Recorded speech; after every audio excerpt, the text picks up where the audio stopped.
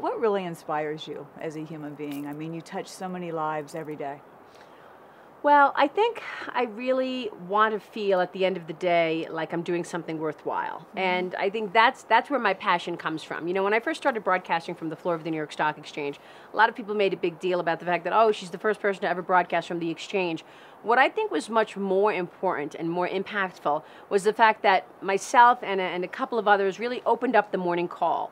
Whereas, you know, a long time ago, research was very expensive. So, you know, the Morgan Stanleys and the Merrill Lynches of the world would come out and tell their best clients, the ones that are paying big bucks for the research, we are upgrading IBM or we are downgrading this. And that information was never available to the public until it actually, the stock had moved and it had gotten away from the individual investors. In other words, the individual could never really participate in that information.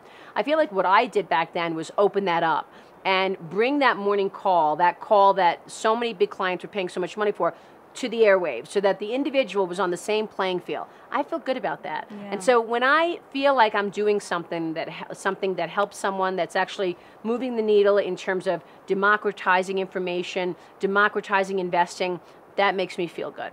And so I think it's really important to figure out what you love, what you're good at, and that's how you can find your passion. I mean, I could go on and I am a passionate person. I have a lot of passions. You know, I love biking. I'm a huge biker. I bike all the time now. This weekend I'll probably do 30 miles on Saturday, 30 miles on Sunday. It's just helped me clear my mind. I have a passion for it. I love it. Now, are you biking in Central Park, or where? Well, where now are you I'm biking? doing it on the beach, but I do go around the park 4 times. So once around the park is 6.1 miles. I do it 4 times, and so you really get mileage if you're doing that. But in the summers, we actually have a rental on the beach, so I've been doing it on the beach. Nice. Yeah, it's been great.